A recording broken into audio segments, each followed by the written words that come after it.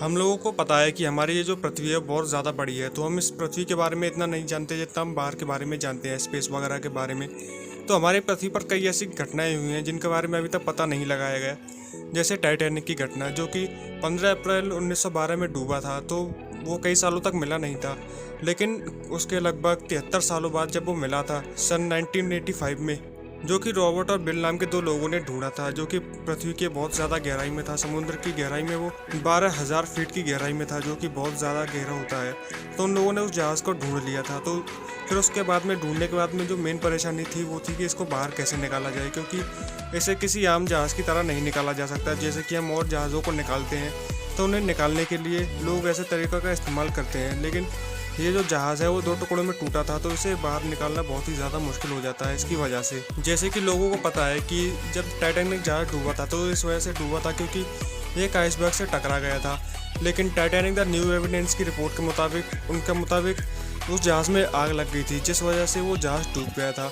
और क्योंकि वो जहाज़ दो टुकड़ों में डूबा हुआ है तो उसे ऐसे तो नहीं निकाला जा सकता, इसीलिए जो साइंटिस्ट हैं उन्होंने कई तरीक़ों का इस्तेमाल किया। तो उन्होंने ऐसे कई तरीके निकाले, लेकिन वो सब फ्लॉप हो गए। जैसे उन लोगों ने सोचा कि क्यों ना इनमें पिंग पोंग बॉल्स को भर दिया जाए, जिससे कि जब पिंग पोंग बॉल्स उसमें भर दी जाएंगी तो उससे उसमें हवा चली जाएगी और वो थोड़ा हल्का महसूस करेगा जहाज़, जिस वजह से उसको निकाला जा सकेगा खींचकर, जिससे कि जहाज़ हल्का होगा तो खींचने में आसानी हो जाएगी। लेकिन ये प्लान भी फ्लॉप हो गया क्योंकि उन बॉल्स को अंदर ले जाते वक्त वो फट जाएंगी इतनी नीचे गहराई में अगर उनको ले जाएंगे तो दबाव के वक्त। और इन इतने सारे प्लान्स के फ्लॉप होने के बाद उन्होंने एक प्लान फिर से बनाया कि क्यों ना हीलियम गैस से भरे हुए गुब्बारों से उनको बाहर निकाला जाए, मतलब उसको जहाज़ को उससे बांध दिया जिससे कि वो हल्का हो जाए और सतह पर आ जाए, फिर उसको खींचकर ले आया जा सके।